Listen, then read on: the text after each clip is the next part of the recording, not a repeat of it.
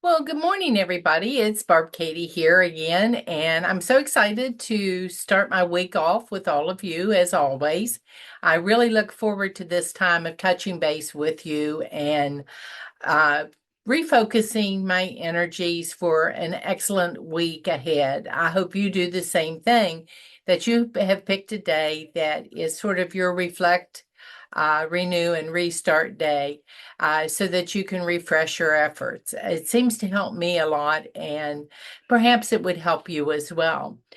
This will be the last in our series of healthy eating messages that have taken up the month of July. I hope that everyone is looking at their food in a little bit different way to get the best bang for your buck, the healthiest choices you can make from foods you really and truly enjoy at whatever stage you are along the way. And we do change in somewhat in our nutrient needs in amounts more than anything else, based on a variety of things. And one of those things is aging. As we go through life stages from the time we're babies until the time we're senior adults, uh, our nutrient requirements need to be adjusted for different demands and different things that our bodies are going through. That's just part of growing up, if you will. And most of us are still growing up, no matter what the number on the calendar may seem to be. We always have something more to learn and something to experience, something to inform our life choices as we go along. One of the things I'm really looking forward to next week is the fact that I'm going to have the opportunity to attend the Seeds of Hope meeting and renew some acquaintances with friends here in our empowering group and some other groups that I belong to, like the Cybertops group and many of the local groups in the US and Canada as well. I've really enjoyed the associations that I have with so many of our TOPS members throughout TOPS Nation. And some are going to be going. They've sent me a little note through Facebook Messenger to say that they're going to be there and we need to get together and at least exchange a hello, a handshake, a hug, whatever, and connect in person. In addition to that, I'm looking forward to the wonderful array of speakers that have been lined up for us, to having the opportunity to listen to our president, Rick Danforth, speak to all of us, and to attend some of the breakout sessions for discussions on a whole variety of related topics.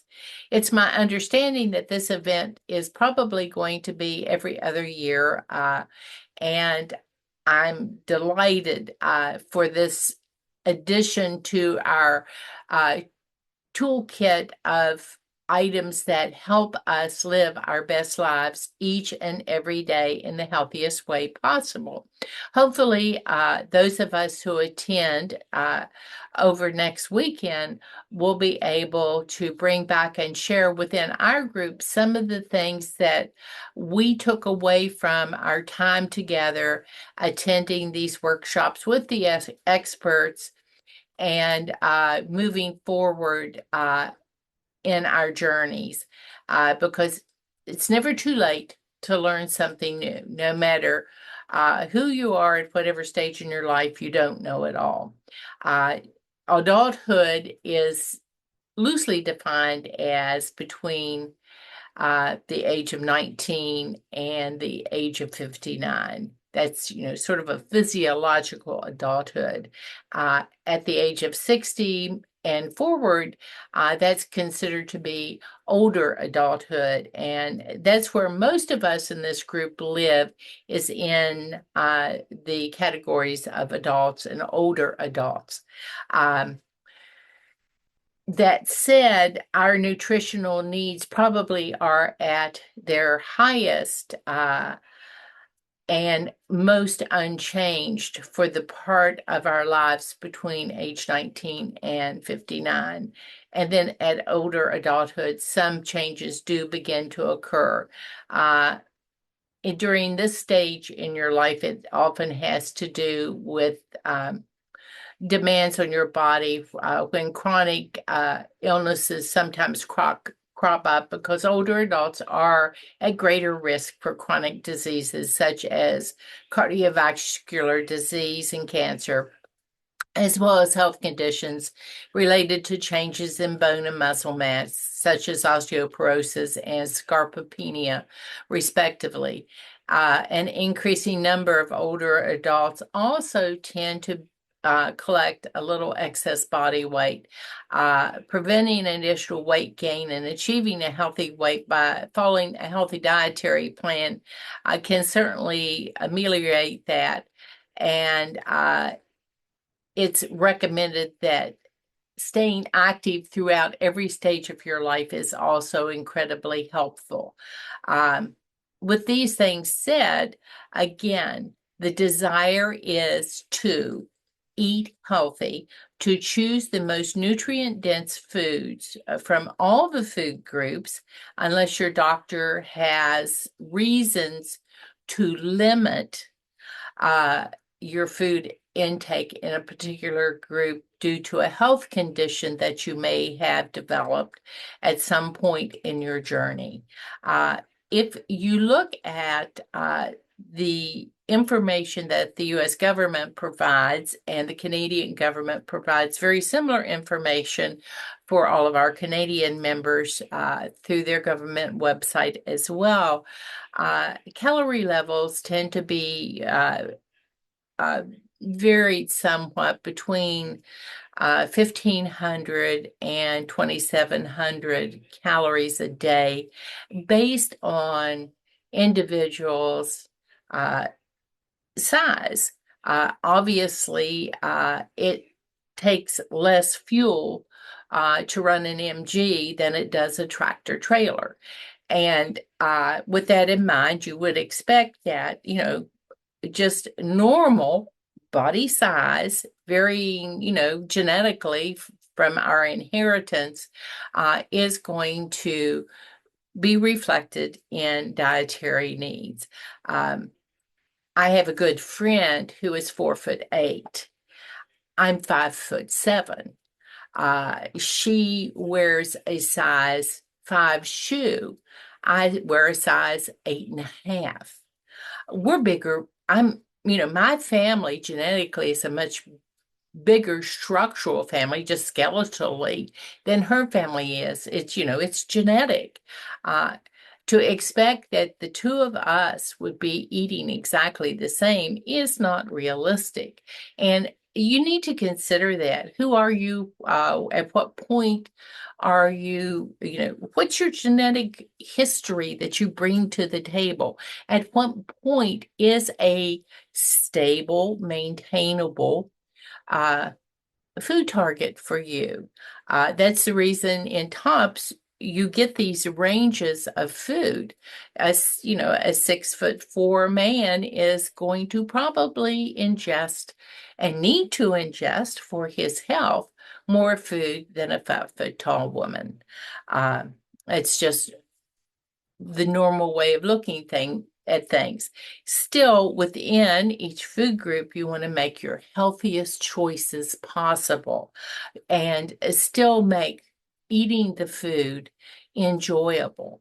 That said, you'll notice that any of the materials that you look at are going to show that variety. And most of the materials, like we mentioned last week on the nutritional labeling, are based on a food intake needed to sustain your current body weight.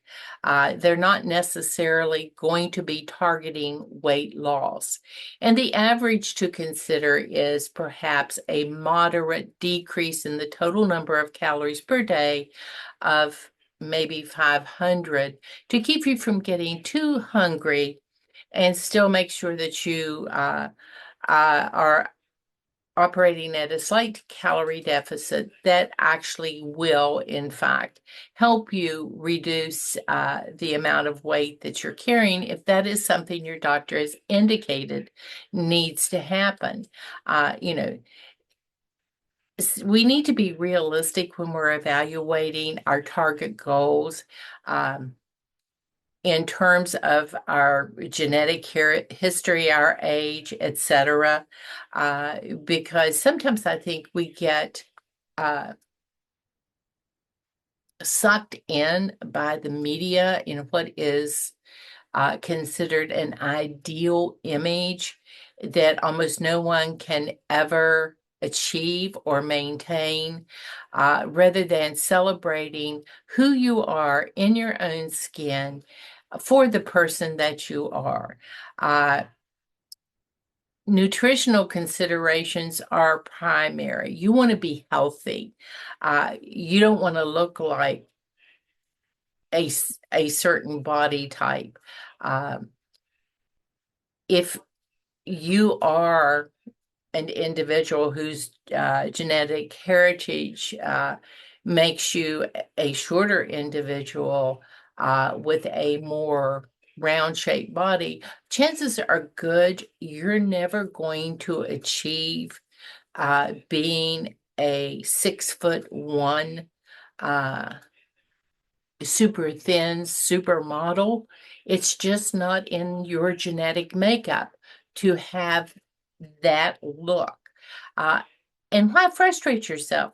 Why not appreciate who you are as you are, where you are throughout your life, instead of trying to be a copy of something that's really unrealistic?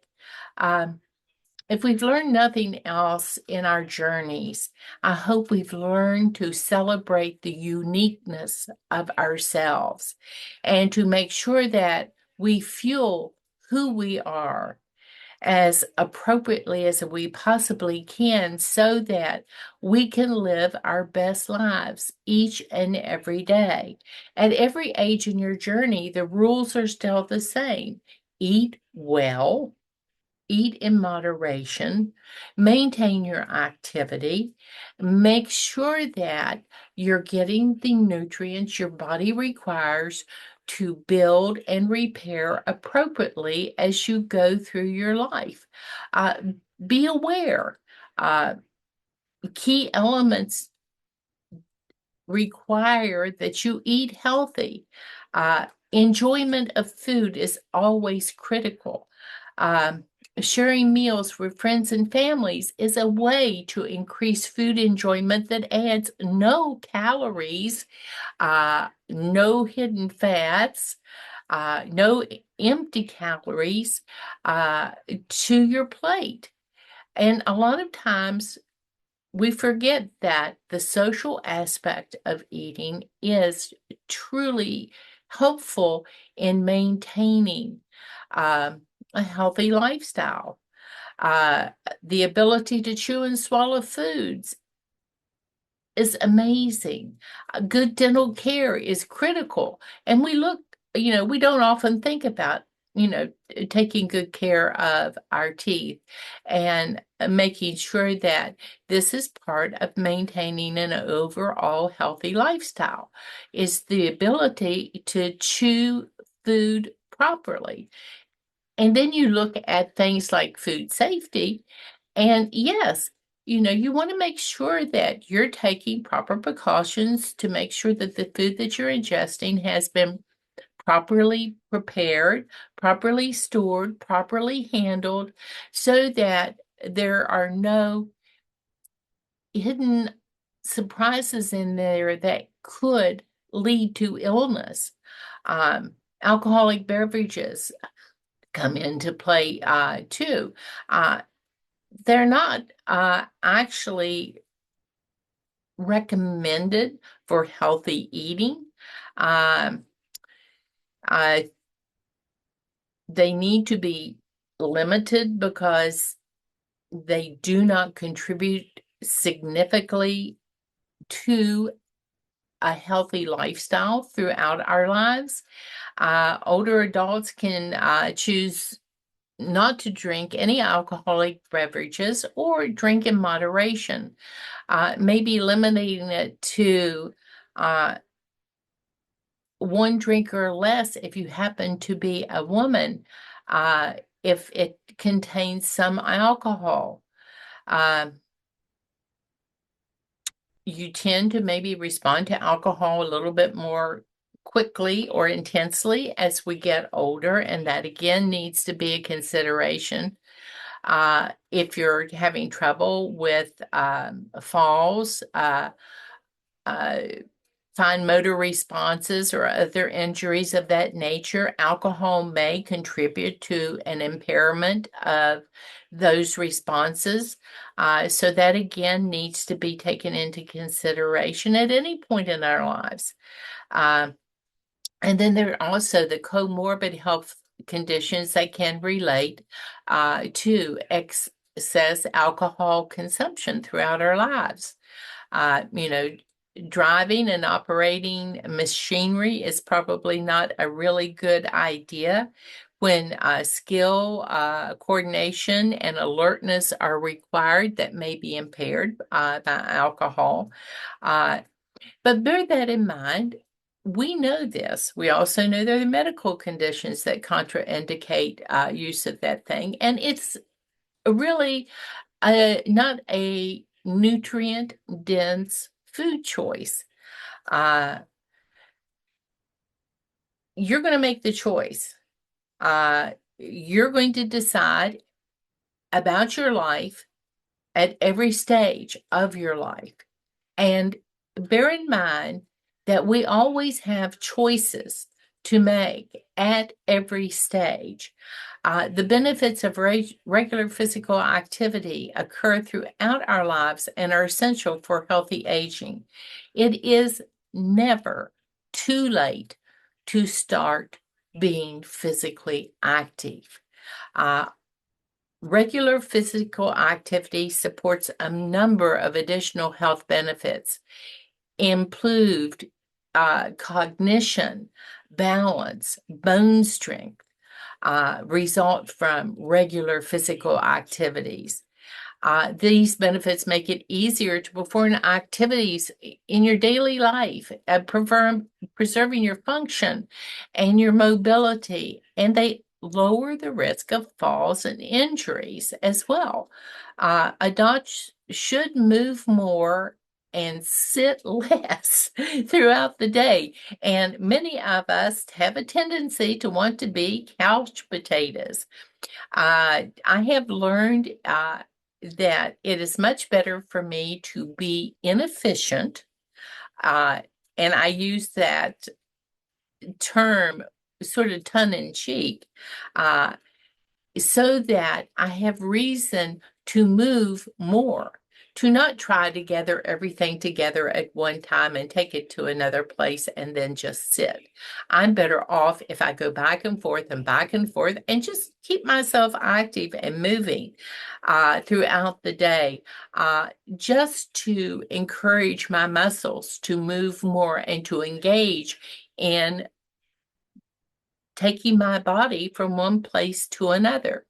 A lot of people say, well, how do I know if I'm exercising at the right intensity? And the standard that I still use is the talk test. It's still a good way to assess moderate intensity in our activity. If you're short of breath and cannot talk to somebody else when you're engaged in the activity, you may be overextending just a little bit, and you may want to back off a little bit. Throughout the week, try to total up 150 to 300 minutes of moderately intense types of aerobic exercise. Bear in mind that there's strength, there's flexibility, there's balance, uh, to consider as well. It's just not all about getting that cardio benefit. Physical activity, even in, impacts our mind. Uh,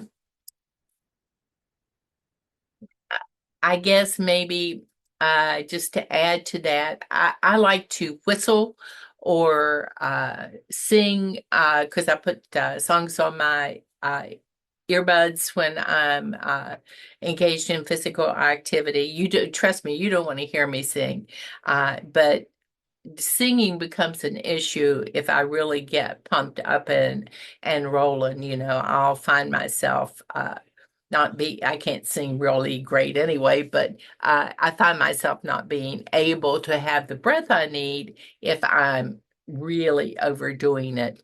Uh, the whole thing is just like with your food, combine several different activities that you enjoy doing as part of your daily lifestyle, of part of the way you enjoy living your life.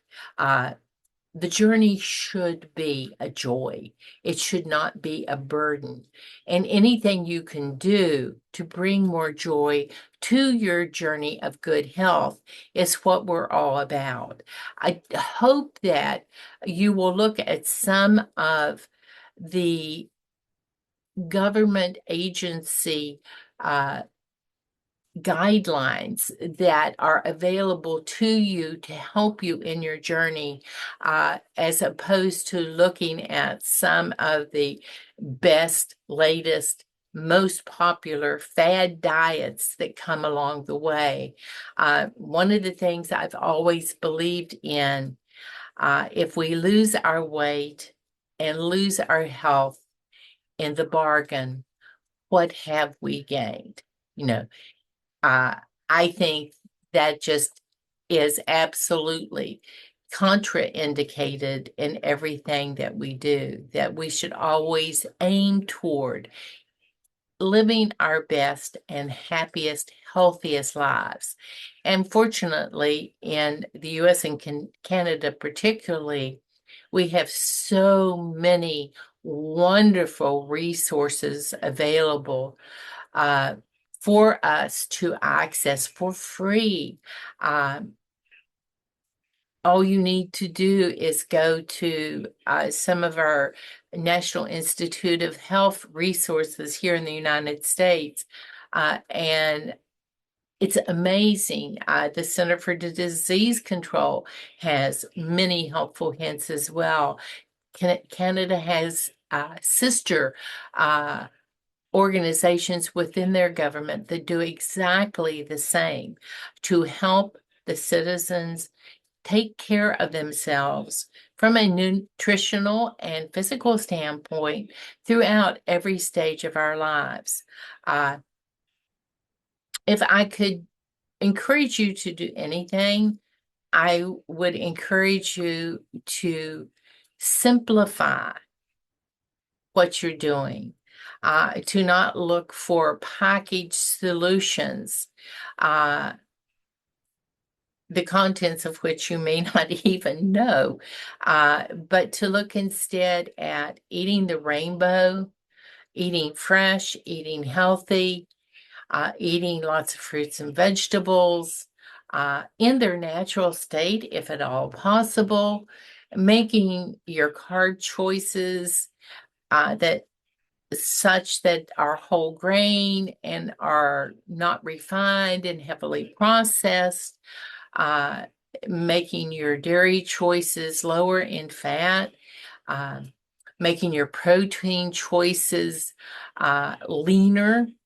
with less fat in them, perhaps with more fish, more seafood, more chicken, more turkey, things of that nature. And that's not to say that red meat doesn't have its place, because it certainly does, but just to keep a balance, just to keep you healthy, to remember to hydrate, just drinking water, as opposed to adding a bunch of stuff to the water. Just drink water. Um, it can be so simple, and so satisfying. Uh, this is a perfect season to try it when all of the fresh produce is coming in. Uh, Eating healthy throughout our lifespan is a wonderful goal to have in mind. A healthy dietary pattern can be incredibly flexible.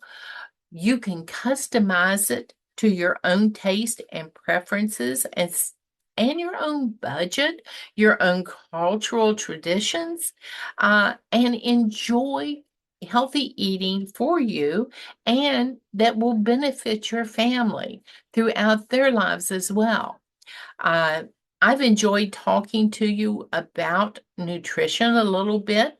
Uh, if you're at all interested, I can refer you to the Dietary Guidelines for Americans uh, for 2020 through 2025, which is what almost all the material this month has come from, is that publication as a wonderful reference for you as you're considering ways to eat and uh, as healthy as possible and staying active in a way that benefits your body throughout your entire lifespan. Um, the information is vetted. It's solid. It is very well researched and sourced for our use. And hopefully, you'll make some wonderful changes that you will find helpful for you, uh, and that actually the bottom line will be for all of us. For lifelong good health, make every bite you take count and focus on enjoying the life that you have every single moment. I'm going to let you go now and head out for the final stages of preparing for my adventure to Seeds of Hope, and we'll check in with you later on. Have a good one. Bye for now.